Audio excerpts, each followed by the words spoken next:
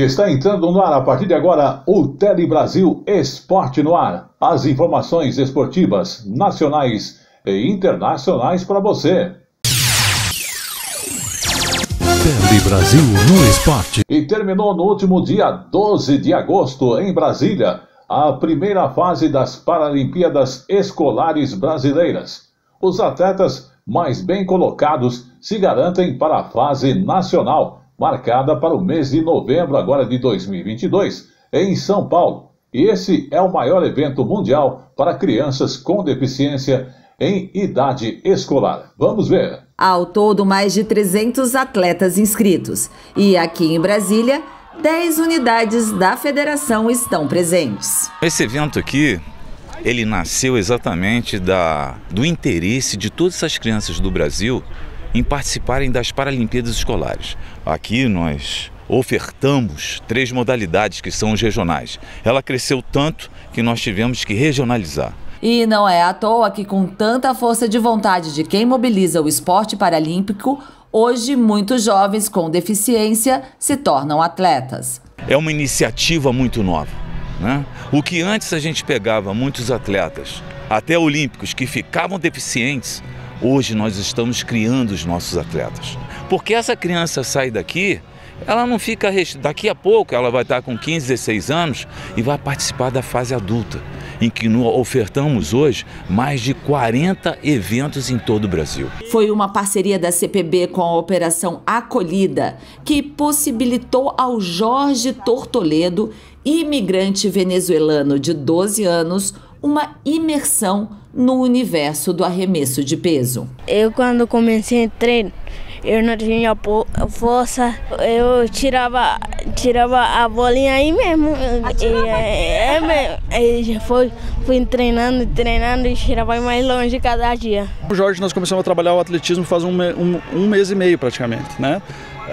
A partir disso, a professora Ana Késia começou a trabalhar com o atleta e em pouco tempo a gente já conseguiu um resultado tão expressivo que foi a primeira colocação no arremesso de pelota na classe F34. São raras exceções que acontecem dentro do esporte paralímpico, que a ascensão do nosso atleta pode acontecer em pouco tempo, né? O Jorge aparentemente parece ser uma dessas raras exceções dentro do esporte paralímpico, né? Jovens atletas como o Jorge, que saiu da Venezuela, estão agora podendo ter uma oportunidade única de testar os seus talentos e, quem sabe, né, assim como ele, levar para casa uma medalha de ouro. Eu tô feliz, com ganas de chorar. Você se sente agora brasileiro ou venezuelano? Os dois. Tele Brasil no Esporte. E vamos agora à segunda notícia de esporte, falando de quem? De Simone Vieira, 49 anos, trabalha como gari no Rio de Janeiro. E olha, o tempo livre dela tem dedicação ao judô. A paixão pela modalidade que, aliás, começou na adolescência e acompanha a lutadora há 30 anos. O amor pelo esporte, inclusive, rendeu a ela 6 títulos estaduais e um título brasileiro lutando como peso leve. Inclusive, em 2018, Simone participou de uma competição internacional, o Mundial de Veteranos Cancún, lá no México, e ela sonha em ganhar um campeonato mundial. Vamos observar. O dia da Simone começa cedo, debaixo de sol, em pé e com equipamento pesado, tem que estar preparado para fazer o que ela faz. Deixar as praças e ruas do bairro de Bangu, zona oeste da cidade do Rio, super bem cuidadas. O que eu faço aqui, eu uso como treinamento, concentração, principalmente procuro me concentrar muito no meu trabalho. Mas treino por que exatamente? De carona com a Simone, a gente descobre qual é a grande paixão dela, o judô, que apareceu há mais de 30 anos. Só que eu queria fazer o judô, mas não tinha condição financeira, né? E eu ia para academia e ficava assistindo os treinos. Aí eu pensei assim, pô, meu pai é marceneiro, eu vou ajudar meu pai em alguma coisa na marcenaria, em vez dele me dar o dinheiro, ele paga o judô para mim. De lá pra cá, a Simone mostrou que não apenas gosta, como também é muito boa no judô. Entre as categorias adulta e master, ela acumulou 6 títulos estaduais, além de um brasileiro lutando no peso leve.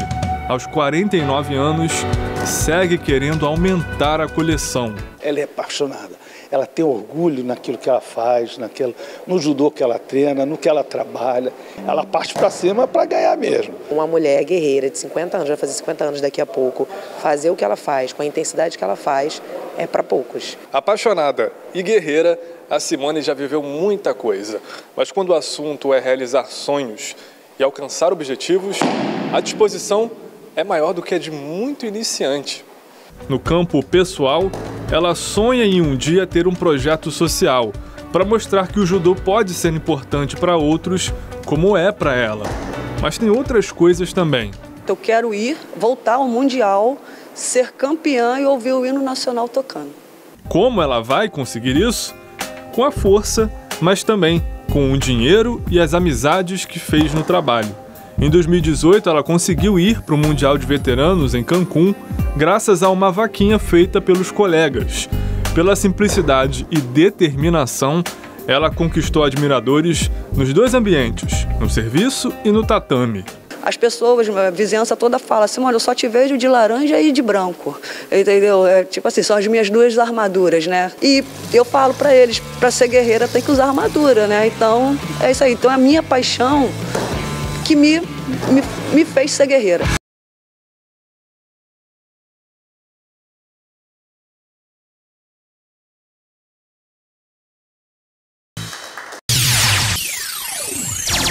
Tele Brasil no Esporte. E vamos à notícia seguinte de esporte, falando aí do quê? Da celebração do Dia Internacional dos Povos Indígenas, e inclusive o esporte mais popular entre as tribos Caigangue, que vivem lá na região gaúcha do Vale dos Sinos, é o futebol. Uma coisa importante que acaba integrando a comunidade nos gramados e nos ginásios, inclusive superando as barreiras. Vamos conferir nesta reportagem da TVE Educativa do Rio Grande do Sul. A tribo Caigangue de São Leopoldo, no Vale dos Sinos, tem 80 famílias. Cabe às mulheres a rotina da casa e também o trabalho no artesanato. Eu acordo cedo e arrumo a casa e cuido do meu filho. Mas chega uma hora do dia em que a Débora calça as chuteiras. E o filho Pedro pode ver da janela a mãe ir pro campo treinar futebol com as outras mulheres da tribo. O incentivo já começa com o cacique, que também bate uma bola. A gente já veio do esporte, né? A gente está mostrando isso também. E dentro da aldeia tem que ter esporte. Só que o futebol do time das mulheres não ficou só aqui no campinho da aldeia. Neste ano elas foram convidadas e estão disputando o Campeonato Intermunicipal de Futsal de São Leopoldo. Foi assim que nasceu o Atlético Porfigá. De rosto pintado como guerreiras do esporte, elas estrearam com vitória e chamaram a atenção geral. Isso é um fato inédito, né? Um time indígena jogando a primeira Copa Arimoura de futsal feminino. Isso fica para a história. Mas junto com o incentivo, também teve a triste ação do preconceito, que se esconde atrás de perfis nas redes, por causa dos uniformes que elas usavam. As redes sociais tinham as críticas lá que elas já se abalaram, né? Além do apoio nas postagens, a ação de um jornalista que cobre os jogos da Liga garantiu fardamento novo para as meninas pela aproximação de duas tribos, já que a origem é comum com o mais tradicional time da cidade, o Aimoré, que disputa a Série D do Brasileiro.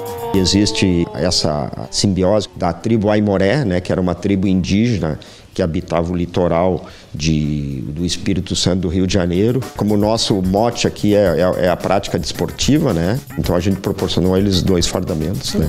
Para que elas pudessem praticar o futsal. Empoderadas, as mulheres agora reservam um dia das vendas no trabalho para bancar a quadra para os treinos do time. E o Bruno, que já tinha começado na Faculdade de Educação Física e foi convencido pelo time a ser o treinador, tá exigente. Tá pegando nosso pé para nós treinar mais, para nós se jogar fora. Nós queremos mais medalha para nós também. Essa luta ela é contínua. né? Uma luta de mãe, uma luta de mulher, de profissionais, de artesãs, né? De atletas. Então essa luta ela é bem transformadora, essa troca de conhecimento, essa troca de cultura, né? Por um município ser o berço da colonização alemã. Então, para nós é importantíssimo estar levando o conhecimento tradicional caigangue e trazer também outras riquezas para nós.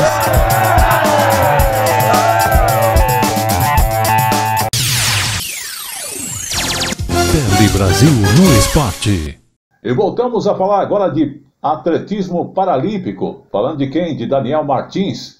Olha, apesar da Covid-19 impedir ele de conquistar o pódio lá em Tóquio, não tirou, porém, a esperança deste atleta. O tricampeão mundial, que teve os pulmões comprometidos, inclusive pela doença, e acabou não conseguindo garantir uma medalha nas últimas Olimpíadas. Já está, inclusive, se preparando para os Jogos Paralímpicos de Paris em 2024. Então, vamos conferir. Treinava no asfalto, tirava a corrida com os caminhões. E nisso minha mãe comprou um tênis que ficou meio apertado e nisso rasgou na primeira semana. Aí eu botei um papelão embaixo para esconder o dedão, né? Senão ia queimar meu dedão. Esse é Daniel Martins, tricampeão do mundo, ouro na Rio 2016 e recordista mundial paralímpico nos 400 metros rasos da classe T20 para deficientes intelectuais. Uma carreira exitosa que começou no atletismo convencional em Marília, no interior de São Paulo. Se meu irmão começou a praticar atletismo e eu fazia outra modalidade. Aí ele começou a ganhar de mim no esconde-esconde. Falei, não, você tá de brincadeira, né? Aí, por ironia do destino, minha professora falou, ó, você quer fazer atletismo? Falei, vamos, né? Não tem nada pra fazer. E eu fui pra comer. Primeiro é que dava lanche. A transição ao paralímpico não foi tão tranquila. Em 2012 tive uma crise de epilepsia, que eu desmaiei e tive convulsão. Assim, a gente sempre tem um preconceito, né? Acho que quem falar que não tem vai estar mentindo. Nos Jogos de Tóquio, a Covid acabou atrapalhando o sonho do bicampeonato. Tive pulmão comprometido, prejudicou um pouco, foi onde eu tive a minha primeira derrota. Já recuperado, ele aposta na mesma receita para voltar ao topo. Ser simples e estar próximo dos amigos e familiares. É bastante influente, todo mundo escuta ele por conta da experiência dele. Ele apoia todo mundo. Há 2 anos dos Jogos de Paris, ele manda um recado para o francês Charles Anthony Kouakou, que foi ouro em Tóquio. Foi meio que um choque para eles, né? Veio eu ficando para trás e ele falou, boa recuperação, 2024 vai ser melhor. Falei, amém, se Deus quiser. Notícias do mundo esportivo. E vamos à notícia seguinte de esporte, conhecendo agora 2 jovens velocistas que estão trilhando o caminho dos Jogos de Paris, inspirada em um ídolo do esporte nacional. Então vamos conferir para saber quem é. Essa é a Marcele Vitória. Em maio, a paulistana cravou 14 segundos e 15 centésimos nos 100 metros do GP de Notwil, na Suíça. Na prova dos 200 metros, ela fez 29,69. São 2 marcas que a deixam no top 5 do mundo na temporada. Na Europa, ela só foi superada pela francesa Mandy François Elie, medalhista paralímpica. Isto tudo no primeiro evento internacional da jovem. É uma experiência muito grande correr com quem já tem esse currículo, né, de Paralimpíadas Mundial. Então a gente vê coisas diferentes, a gente vê aquecimentos diferentes. E essa é a Caroline Castro. No Mundial Escolar na França, a garota foi campeã nos 100 metros com 15,18. Na estreia internacional, a catarinense também levou a prata no salto. É uma competição convencional, então eu pude ter uma outra noção além do que o nosso mesmo, e eu pude conhecer outras culturas, pude conhecer outras pessoas, o que me agregou como pessoa e como atleta também, né? Fez eu abrir a minha cabeça. 2 jovens promessas do atletismo paralímpico da classe T37 para portadores de transtorno de movimento moderado em um dos lados do corpo. Marcele, aos 19 anos, tem como melhor marca nos 100 metros 14 segundos e 12 centésimos. Já Carol, aos 17, percorreu a distância em 15,03. Segundo estudos do Comitê Paralímpico Brasileiro, o auge nessa classe ocorre aos 25 anos. Em termos de comparação, em Tóquio o pódio girou entre 13 segundos cravados e 13,17. No Mundial de 2019, para medalhar, as atletas correram entre 13,20 e 13,37. A dupla brasileira sonha em seguir fazendo sucesso nas provas de velocidade e com uma inspiração em comum, a multimedalista Verônica Hipólito.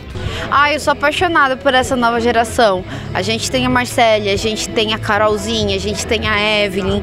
E eu tenho certeza que vão ter muitas outras. A Stephanie, assim, novíssima, acho que ela tem 12 anos, 11 anos. E também tá vindo. E é isso que a gente quer, que se renove. No começo da minha carreira, ela foi a minha inspiração, tanto até hoje, na verdade. E essa geração veio pra ser melhor ainda e que as outras que estão vindo também vão se superar. Era escutar ela sabe do potencial dela e ela sabe onde ela pode chegar. Então, eu coloquei isso na minha cabeça e isso é um espelho para mim muito grande. Na Paralimpíada de 2024, eu quero estar com ela, dividindo um pódio. Eu já conquistei medalhas em todas as competições grandes, são Paralimpíada, Mundial, Pan-Americano, Nacional, Regional, Paralimpíadas Escolares. Claro que falta um ourinho em Jogos Paralímpicos e esse é um dos meus grandes sonhos e metas. Existe uma dificuldade muito grande que eu não tenho hormônios. Eu não posso fazer a reposição deles enquanto eu não zerar o tumor. Eu escutei de muita gente que isso era impossível, que isso nunca aconteceu. E aí eu pensei, ótimo, eu vou ser a primeira.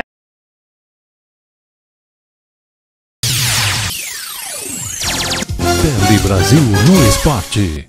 E vamos à notícia seguinte de esporte, falando do brasileiro Isaquias Queiroz. Esse nome conquistou 2 medalhas no Mundial de Canoagem, inclusive disputado lá no Canadá. O atleta, que é baiano, faturou no último dia 7 de agosto uma prata na prova C1, 1.000 metros, quando foi superado pelo adversário romeno. Inclusive no sábado, dia 6 de agosto, ele levou o ouro na distância dos 500 metros. E com esses pódios, Isaquias já soma 14 medalhas em mundiais. Vamos observar. O atleta baiano faturou ontem uma prata na prova C1, 1.000 metros, quando foi superado pelo adversário romeno. No sábado, ele levou o ouro na distância dos 500 metros. Com esses pódios, Isaquias já soma 14 medalhas em mundiais. O Brasil ainda conquistou 4 medalhas na paracanoagem, com destaque para a dobradinha brasileira, no VL2, 200 metros. Igor Tofalini ficou com o ouro e Fernando Rufino com a prata. Todos de parabéns. Tele Brasil no Esporte.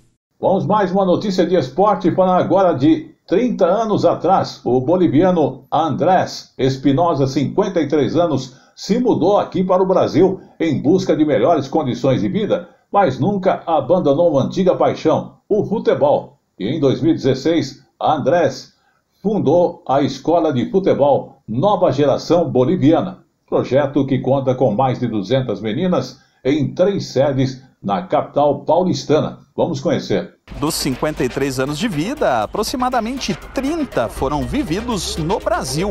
Décadas passadas longe do país de origem e da família, mas que não tiraram de Andrés Espinosa a paixão pela Bolívia e pelo futebol. Eu constituí minha própria família aqui em São Paulo, minha esposa é boliviana. Meus filhos todos nasceram aqui, sou mais velho que veio com 2, 3 anos, mas ele conhece mais São Paulo que a Bolívia. Comecei a treinar futebol, ali tinha um time muito conhecido, quase com as cores da Portuguesa, que era o Municipal. Esse amor pela bola e pelas pessoas fez com que ele procurasse diversos cursos para se tornar técnico de futebol e futsal e fundasse em 2016 o projeto Nova Geração Boliviana. Atualmente são mais de 200 meninas treinando em 3 sedes na capital paulista. As idades variam dos 5 aos 25 anos. Comecei com o incentivo dos meus pais, né? Aí aqui eu entrei também recentemente, eu tô na parte iniciante, aprendendo, e eu tô achando bem interessante, já desenvolvi bastante coisa também. Além da parte esportiva com as jovens bolivianas, os treinamentos também acabam se tornando uma oportunidade de encontro para os familiares delas. E é aqui, no lado de fora da quadra, que muitos deles se encontram para bater um papo e compartilhar histórias de vida aqui no Brasil. Eles se encontram entre companheiros que estão treinando e também os pais esperando um dia para a felicidade dos filhos que queiram uma distração.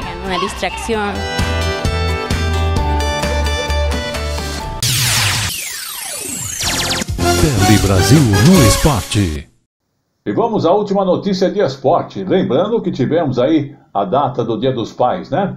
E justamente essa questão dos pais também envolve o esporte, que foi uma grande comemoração, a data do Dia dos Pais, que aconteceu no dia 14 agora de agosto, no último domingo. E é lembrada porque a influência são recebidas deles em nossa vida, e a amizade entre pai, filhos e filhas é uma coisa importante. E nessa relação, os pais também podem ser aquele principal elo de ligação e influência, inclusive na questão do esporte. Vamos contar então a história de Alexandre e de João. 2 exemplos do esporte para você.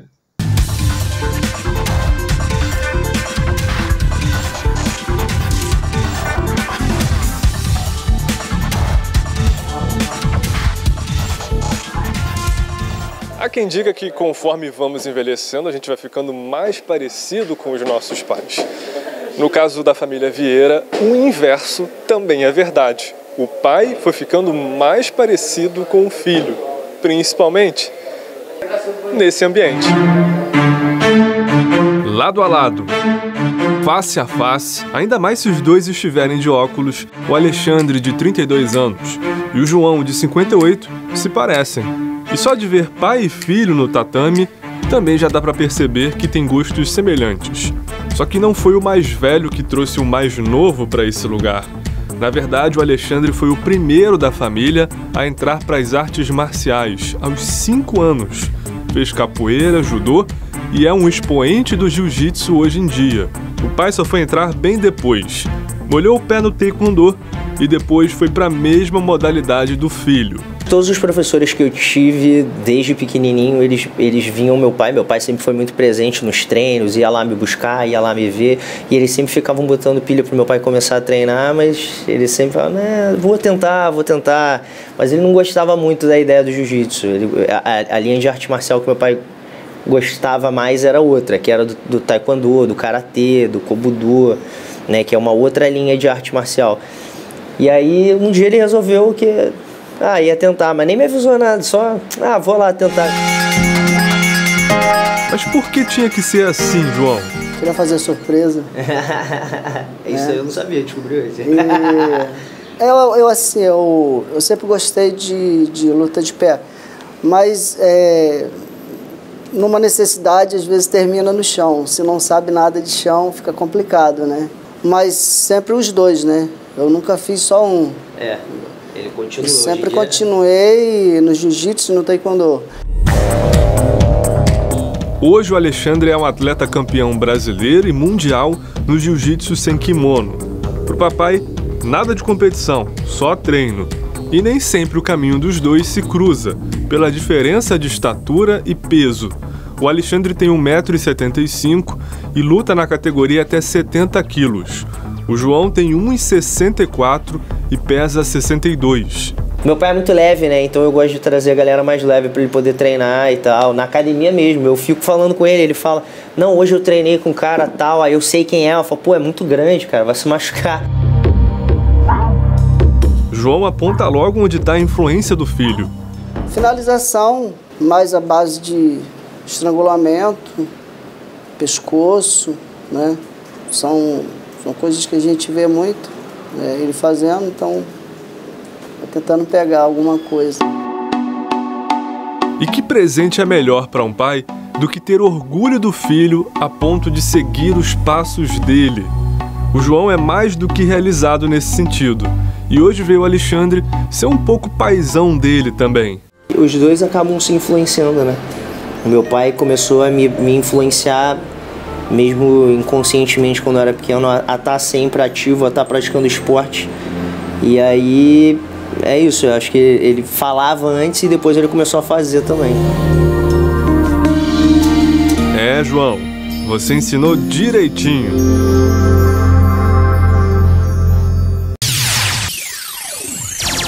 Tele Brasil no Esporte. E com esta última informação, o Tele Brasil Esporte no ar vai ficando por aqui. Agradecendo a sua audiência e estaremos de volta na semana que vem. Até lá!